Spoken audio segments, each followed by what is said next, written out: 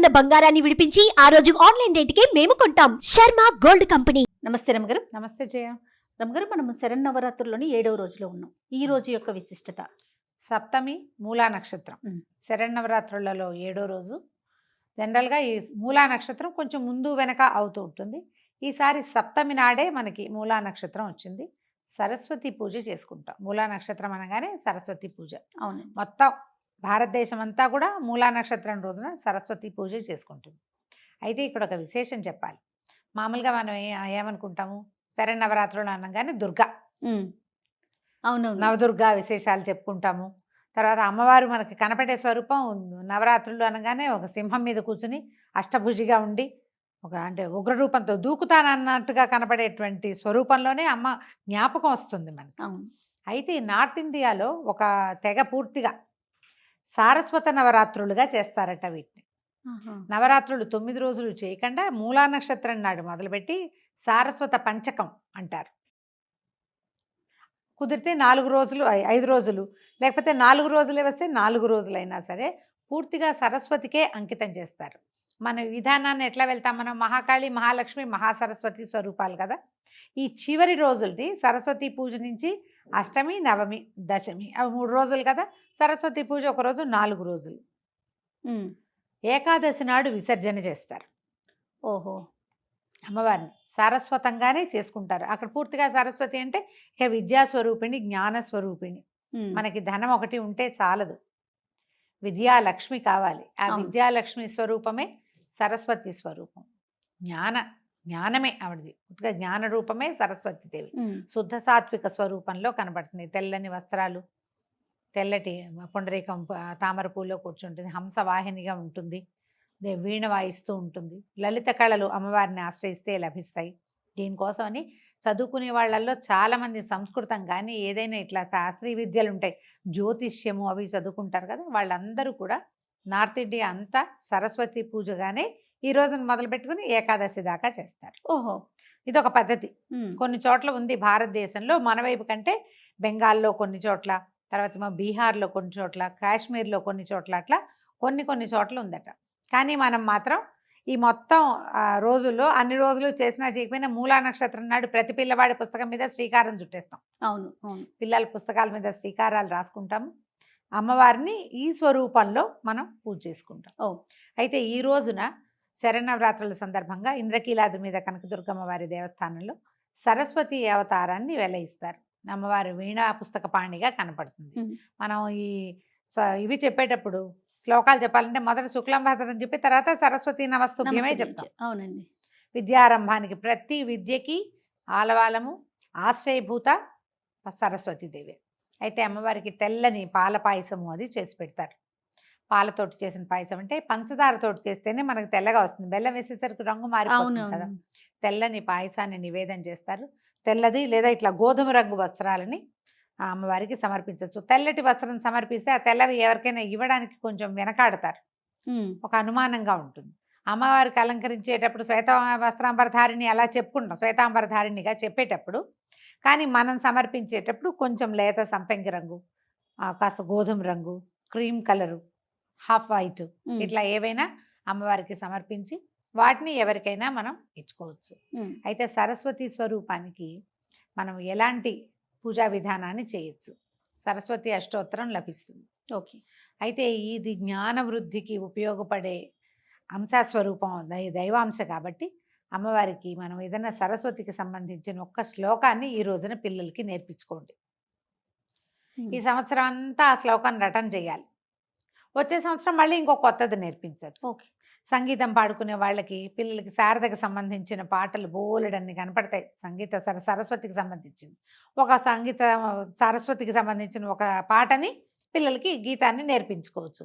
మామూలుగా అందరు సంగీతం నేర్చుకునే వాళ్ళు వరవీణా మృదుపాణి చెప్పుకుంటారు. అవును, వరవీణా మృదుపాణి అనగానే వెంటనే సరస్వతీదేవే తడుతుంది.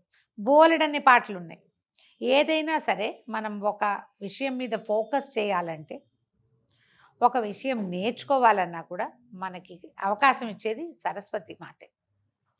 ఆమెను ఎలా ప్రార్థించాలంటే ఫోకస్డ్గానే ప్రార్థించాలి. ఇతరత్రా వెళ్ళకూడదు. మ్మ్. అందుకనే ఈ నార్త్ ఇండియాలో ఈ సారస్వత పూజా విధానం ఉండటానికి అదే కారణం అని చెప్తారు. ఓకే.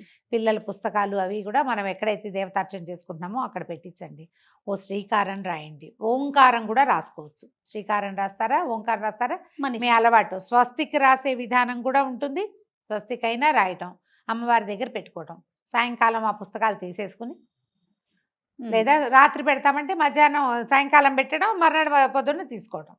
కాసేపు అయినా పిల్లల్ని చదివించండి. ఈ రోజున ఎవరైనా పిల్లలకు అక్షరాభ్యాసం చేయదలుచుకుంటే కనుక మూలా నక్షత్రం రోజున నిరభ్యంతరంగా అక్షరాభ్యాసం చేయించుకోవచ్చు. దీనికి ముహూర్తం చూడాలి, పంచమ శుద్ధి చూడాలి, ఇలాంటి నియమాలు కొన్ని కనిపిస్తాయి చేయ. మ్మ్. మనం విడిగా చేసుకునేటప్పుడు, మనం మామూలు రోజుల్లో ముహూర్తాలు పెట్టేటప్పుడు తప్పకుండా పంచగ్రహితంగా కావాలి, సరిగ్గా శుద్ధి ఉండాలి. ముహూర్త శుద్ధి చాలా అవసరం. కానీ పర్వదినాల్లో చేసేటప్పుడు అంత తప్పు లేదు.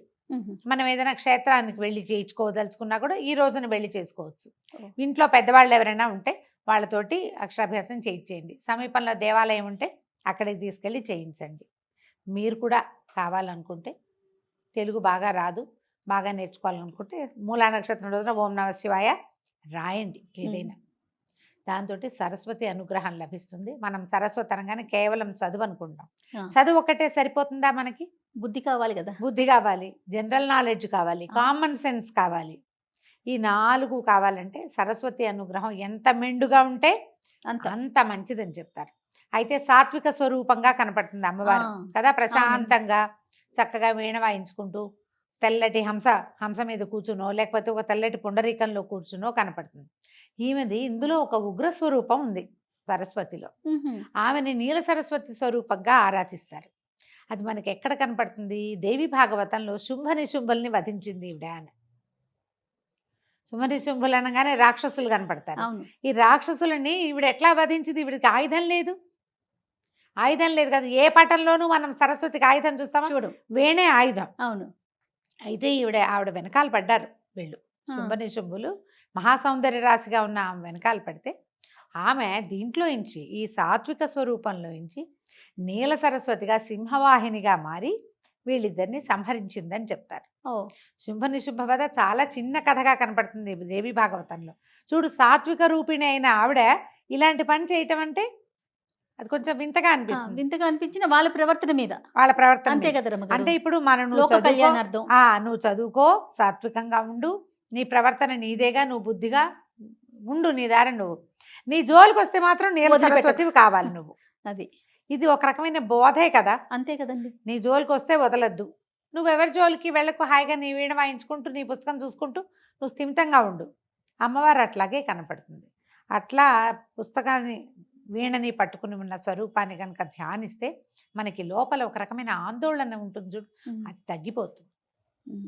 ఏదైనా చదువుకోవాలంటే ప్రెషర్ఫుల్గా చదవకూడదు, ప్రశాంతంగా చదవాలి. ఇప్పుడు మన విద్య ఎట్లా అయింది?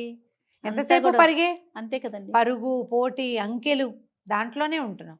ఆ పోటీ నుంచి మనని కొంచెం పక్కకి తీసుకెళ్ళాలంటే సంవత్సరానికి ఒక్కసారైనా పిల్లలకి ఈ సరస్వతి సాత్విక స్వరూపంలో ఉన్న సరస్వతి అమ్మవారి పూజ చేయించడం, వాళ్ళ పుస్తకాలు అక్కడ పెట్టించడం, కాసేపు దండం పెట్టుకుని అయినా ప్రశాంతంగా చదువుకోండి. అవసరమైనప్పుడు విజృంభించు, అక్కర్లేనప్పుడు ప్రశాంతంగా ఉండు. అదే కదా సరస్వతి స్వరూపం చూపిస్తుంది. అవును. ఆ స్వరూపాన్ని ధ్యానిస్తూ ఈ రోజున అమ్మవారికి తెల్లని పాల పాయసాన్ని, పాల పూరీలు, పాలతోటి చేసిన ఏ పదార్థాన్నైనా కొంచెం రంగులు మారకుండా తెల్లటి దాన్ని, తీపి పదార్థాన్ని నివేదన చేయొచ్చు. ఇలా సరస్వతి పూజని ముందుకు తీసుకెళ్దాం. మన బాసర పుణ్యక్షేత్రంలో కూడా చాలా బాగా జరుపుతారు. అవును, బాసరలో చేస్తారు. మూలా నక్షత్రం ఎక్సలెంట్ గా చాలా బాగా జరుగుతుంది. శృంగేరి శారదాంబ దగ్గర బాగా జరుగుతుంది. తర్వాత ఏమో మనకి ఇక్కడ వర్గల్లో జ్ఞాన సరస్వతి అమ్మవారి దేవాలయం, అక్కడ కూడా విశేషంగా చేస్తారు. ఎక్కడైనా మూలా నక్షత్రం చాలా విశేషమైంది. ఏదైనా పుస్తకాలు కొత్తగా చదవదలుచుకున్న వాళ్ళు, కొత్త శాస్త్రం నేర్చుకోవాలనుకుంటారు, కొత్తగా ఏదైనా మొదలు పెట్టదలుచుకున్న వాళ్ళు ఈ రోజున మొదలు పెడితే ఇంకా నక్షత్రము, మీ నక్షత్రము ఏం చూడొద్దు. అదే నమస్కారం చేసుకుని రోజు మంచిది కాబట్టి, రోజు మంచిది కాబట్టి ఈ రోజున సరస్వతీదేవి జన్మ నక్షత్రం, జ్ఞానం పుట్టిన రోజు. మరి మనకు కూడా జ్ఞానం, ఎంతో కొంత జ్ఞాన కుసుమాలు మనకి వికసిస్తాయి కాబట్టి ఆ రకంగా ముందుకు తీసుకెళ్దాం. సంతోషం రామ్ గారు. నమస్తే. నమస్తే.